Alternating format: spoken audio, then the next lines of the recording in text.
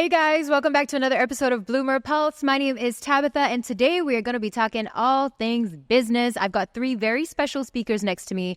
They're going to share a bit about their business process and their ventures. Let's just do a quick intro so that everyone can get familiar with everybody as well as the audience at home. Belinda, you want to start? My name is Belinda. We have our own tableware shop, so we do selected tableware and cutleries, and we do have an offline shop as well. Cool. Ilya? My name is Ilya. I have three small-time businesses. The first one is Get High Likers, homemade helmet bags. Wow. Second one is chunking.sg, halal bak changs. And then the third is sudu.sg, private dining at my place, and it's modern Malay. Very cool. Okay, and Trev? Hey guys, I'm Trev. I actually run a few small businesses as well.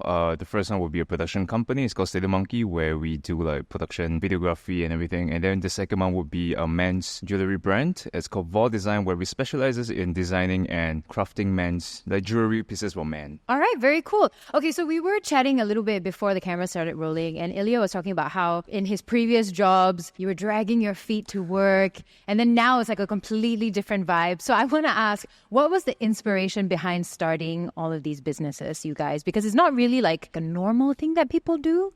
You know what I mean? Like you go for a 9 to 5. That's sort of like what everyone, that's a path they go on. Ilya, maybe you want to start and tell us why you decided to start your own business? When you work for someone and you don't have that passion, you're just doing it for the money. But I think when you do it because of your own passion, it's money as well, of course, but it's more of the passion. So you, in hindsight, the challenges, you can kind of like overcome it. Yeah. But if you're dragging your feet, then it's a totally different challenge.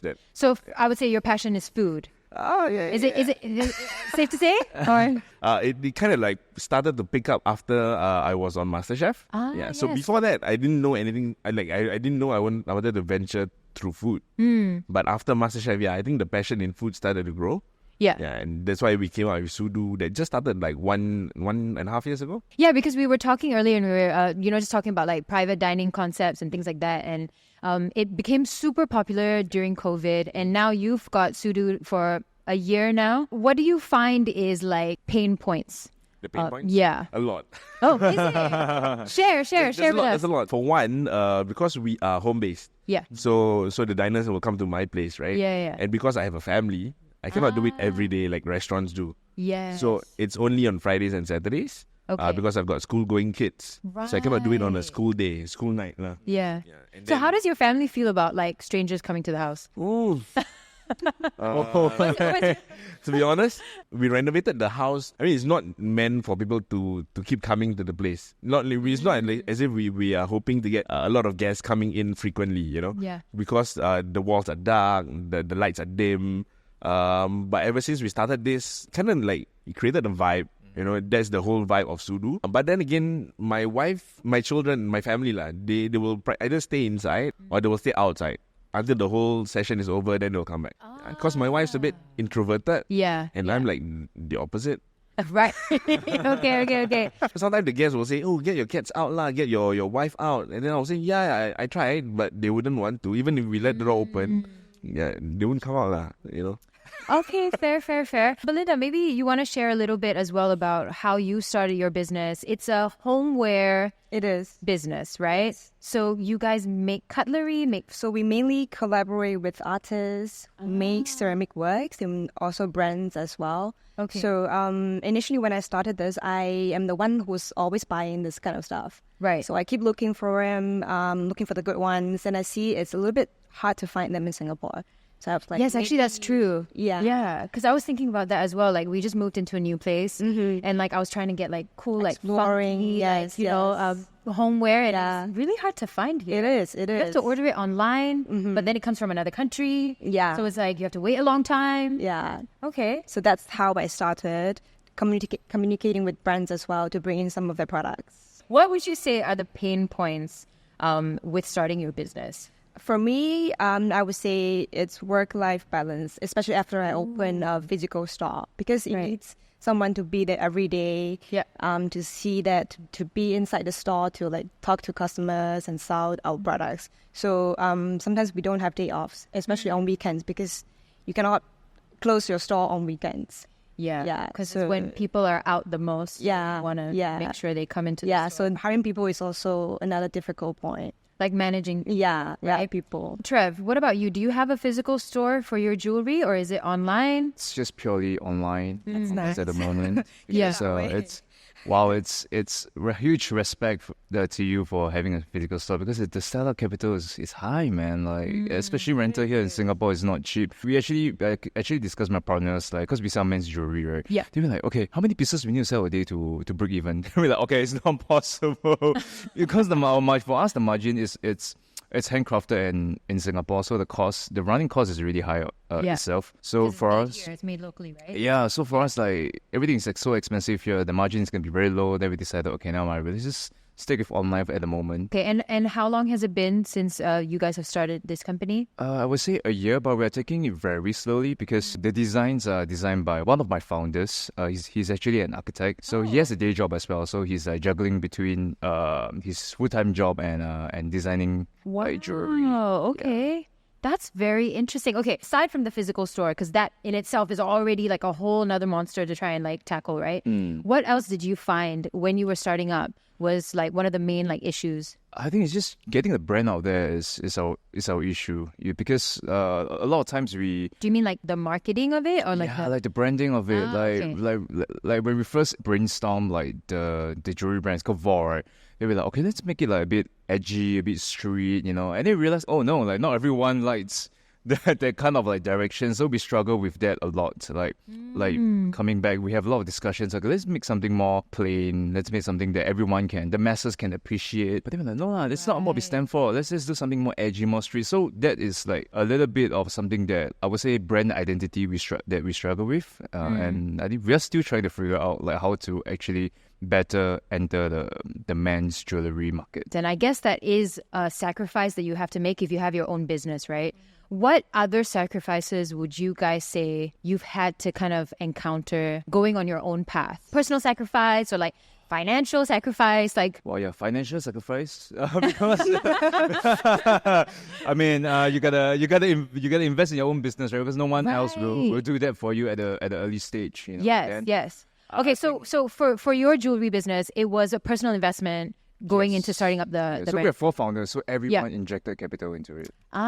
Did anybody do any like fundraising efforts or anything like that for your businesses? All personal investment? Yeah, all personal. Okay, so that is definitely like a big like financial sacrifice, I guess, right? Yeah. Anything else? It's not really financial because I'm a one-man team. I'm a one-man team. So I do everything lah. Yeah. That's challenging on itself. But other than that, I think because we are home-based, storage is also an issue lah. So my house, we have to sacrifice part of the house to be like a store. Apart from time away during the sessions, part of the house is also a store. That's a sacrifice that my wife had to deal with lah.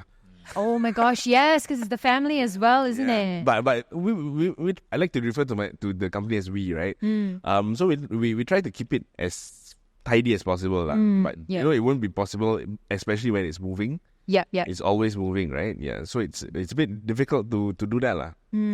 For me, I would say mainly the time. So sometimes I would feel like that if I don't do this, I would have more time to explore something else that I'd be interested or something else that I'd be more enjoyed. Yeah. But it's still alright because I'm doing what I enjoy and what I'm passionate about. So do you agree with Belinda in terms of like time? Like, because it's easy if you have a 9-to-5 job. You know when you clock in and clock out and then you're done. You don't have to think about it anymore. But if it's your own business, it's like your baby. You want it to succeed, right? Yeah. So you will do anything regardless of whether it's sleepless nights, trying to like work on branding or like come up with a menu. Do you guys struggle with that? Was it more of a struggle in the beginning and now you're kind of like, okay, I figured it out now? I think we just get used to it. Constantly tired, is it? Yeah, is we're just constantly tired. I don't think we ever figure it out because like it's our baby, so we definitely wanted to improve and we will definitely think of ways, I'm sure, how to scale the business or how to make it better. So it's always in our mind. Now I want a 9-to-5 job, man. I just want to chill, guys. But at the same time, we get the satisfaction where we see our business grow. So I think that's what we want to experience as well. Is this something that you guys have always known you wanted to do, to start your own business? Or is it something that came as like oops, this just fell in my lap, let's just do it? I probably don't answer for everyone else, but I think as creatives, we like to make money when we produce something. Yeah. Like you create something and then people pay you money because of that. You feel proud. But one limitation to that is that I always had a struggle between exclusivity and volume. Do I create something that is exclusive for a target audience? Yeah. Or do I do something that is for the masses? And that Sounds like what Trevor was just saying. Can believe, man. That's what I mean. So when we started the helmet bags, right, we didn't know how much to price it because we handmade ourselves. So we kind of like would know how much the raw materials cost and things like that. Right. But when it comes to pricing, who do we target? There was not many competitors doing the same thing because it's such a niche product. So we didn't know how to price it, what our target audience is. Right. Yeah, so that's the challenge, whether we want to do volume, make it cheap and then get everyone to buy it, or do we do it exclusive and then just a certain group, certain people buy it? Yeah. So that's always a challenge. Until now, all three companies face that challenge. Have you been able to figure it out yet? Kinda. It's a work in progress. Yeah, it's always a work in progress. I feel like when you price something, when you create a product, sometimes you got to test the waters, right? And then if something works, you probably, okay, let's not change anything. Let's just go with the flow. And then something else happens, and then you just tweak a bit, and then you'll see, oh, this doesn't work, and then you fall back to the default. Yeah. Right. Yeah. Okay, so Ilya, that's, I would say, it's just you. You are the team, right? Yeah. But I think this is maybe for like Trevor and Belinda. You guys have partners. Team. You have a team. Yes. Okay. How was it like, finding the right partners to go into business with? Because like you have to be on the same page, otherwise you butt heads. But also to manage people that are it's not just you.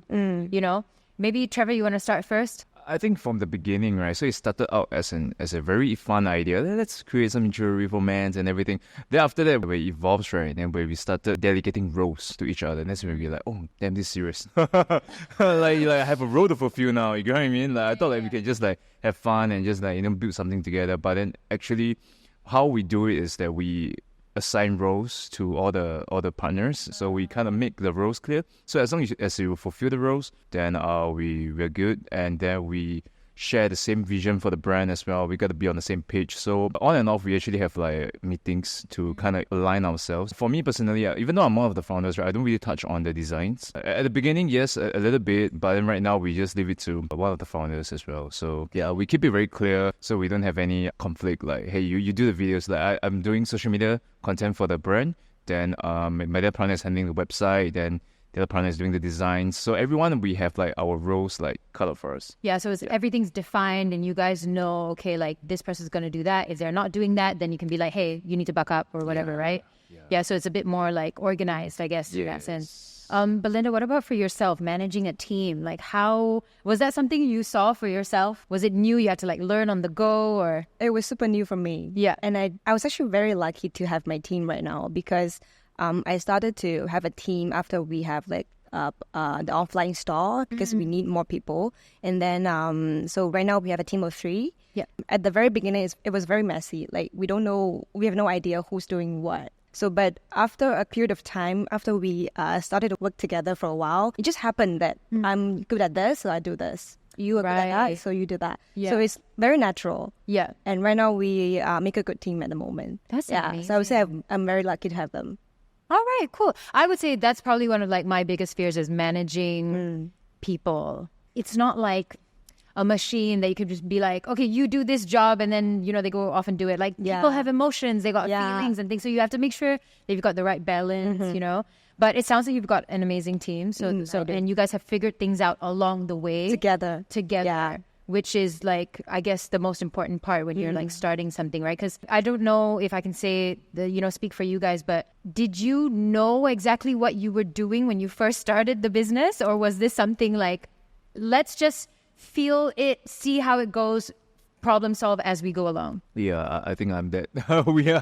we are problem solving everywhere we are right. Yeah, we're going. So I think like there's no perfect business plan. Like definitely we'll have like some loopholes that we have to work on. If you could just name me one sort of problem that you're tackling at the moment and what your solutions are for it. One of my team members is actually leaving Singapore for like half a year of time for exchange. Right now we have this manpower problem at the moment. Manpower problem. Yeah. And then we are also moving an old warehouse to a new one. So we also need to sort that out. Okay, so for your case, like the manpower problem, it would just be like looking for someone to fill that role, essentially, right? Okay. Or how are we gonna like struggle without that? Okay. Ilya, what about yourself? The challenge that I've had for the past few months is scaling up lah. Oh, Because okay. it's just limited to that sessions, right? Even if Yeah. it's fully booked, I'm only able to do that amount. So it's like it's private dining. Each session minimum 4, Yeah. maximum 8, Okay. and I do it twice a week. So that's Fridays and 16 Saturdays. people per week. Yeah, but I can only do 16 people per week, right? Right. I want to do more. I cannot Yeah. because of the kids. Yeah, so scaling up is a problem. How do I do that? I don't have enough capital to start a restaurant. I don't have experience to do a restaurant as well. So scaling up is a huge problem. Right. But I intend to do it home based still, you know. Right, yeah. Probably beg my wife to open up 1-3 days more. Otherwise, yeah, it's just rental of spaces. I mean, we did pop up 3 months ago. Oh, nice. Yeah, and it's fun, you know, Yeah. because you get to cook somewhere else, and then you get to host people somewhere outside of your home. Got it. That in that case, it was a museum, so it was damn cool. Yeah, Oh, wow. but I cannot keep doing that, you know. Because I'm a one-man team and it's very tiring to do that. But if I can do like in one place all the time and scale out, that would be the best lah. Okay, Trevor, but what about yourself? One of the issue that we are facing right now is, I would say, branding. So right now we're still, in a way, figuring out like as along the way that because like sometimes you don't know whether you want to release more products or you want to do more marketing or you want to do more content. So it's like a lot of things that we have to decide on, and yeah, we're just trying to figure it out. Ilya, I think for you, it's different between the two of them because you've got 3 different businesses and they're all very different things. That's a lot. Like like owning one business in itself and trying to make it successful is already hard, but like you've got 3 very different businesses. How do you navigate between the 3? I'm sure it's difficult. I'm sure there are a lot of challenges. Do you want to share some of them? Yeah, if my businesses were babies, right, the helmet bags one probably like the most abandoned one. Oh no. Cause The most neglected baby. Oh no. yeah, because it's been like a few years since COVID, since I've produced a new design. So it's all back stock. I haven't been actively promoting it. Although we've had followers since we started doing bazaars at Geylang, things like that. So we had like older regular customers who kept coming back asking for new designs and things like that. Nice. Yeah. But otherwise, it's kind of like autopilot. Yeah. If you want, then you buy. If you don't want, then we're not really pushing it. Got it. And also, my sewing machine is, I don't know where, to be honest. It's somewhere in the storage room. Yeah. For the bacang ones, right? Okay, so before I started Sudu, I had a I would say full-time job, but I was doing food delivery. So this bacang was a weekend gig. Ah, okay. Yeah. So people who want the bachangs, they pre-order and then I'll produce it for the weekends. But ever since Sudu came about, it's Friday and Saturday, right? So I cannot do the bachangs on weekends. So I now move them to weekdays. Right. So weekdays, I'll still be in the kitchen, you know. I'll still smell like fried oil and things like that. So weekdays I'll do bachangs. Yeah. And then weekends I'll do Sudu. But sometimes I will just also push the bachangs to weekends as well. Right. Okay. So correct me if I'm wrong. I'm assuming the first venture was the helmet bags. Yeah. And then that kind of took a backseat a little bit when you came out with the bachang stuff and also with the private dining. Yep. Do you feel like that is inevitable? Like that's like, let's say if someone else is trying to do like 3 or 4 different types of business ventures as well. Like, do you think it is possible for all of them to be able to be on the same level at all the times, or is there always going to be one that kind of like drops off a little bit? Or if low level, still maybe can, but it's all high level. It's a bit of work. It's a lot of work, especially if you're a one-man show. Of course. I just feel like if you put in the same amount of effort, the same amount of passion, you can still go somewhere lah. But because of the profit margin as well, it's lesser on the helmet bags, and I tend to be on the move. I think food somehow sells faster. Yeah. Yeah. So it's the turnover. It's perishable, right? Yeah. So it's faster. But then again, it comes the storage. Like, I don't have enough freezer space, things like that. Yeah. So with opportunity comes challenges as well. Yeah. Now, I'm sure the people that are watching this episode in particular are people that are curious about your businesses or just curious about starting their own business. So if you could speak to them Is there any bit of advice that you could give them on how they could go about their journey, or at least kickstart their journey? For me, I would say just get started first. Use whatever resource you already have. Like it can be small, it can be small little things, but just start doing it first. Right. Once you started doing it, you will have idea of like how to change it or how to adjust. Or whether you want to still doing it. Just start first. Right. Okay, that's good advice. Ilya, what would you say? I think tapping on Belinda's thing, I think it's the day one mentality. So if you keep thinking it's one day I'm going to do this, one day I want to do that. But if you don't turn it to day one, then you're not moving lah. But then again, I think in Singapore today we are quite blessed to have a lot of knowledge, a lot of information at our fingertips. Just go out there, learn new things, create something unique, and then I'm pretty sure anyone can be successful if they really go through it lah. I love that. Just get started first. Trevor, what about yourself? I would say don't get emotionally attached to your businesses. No.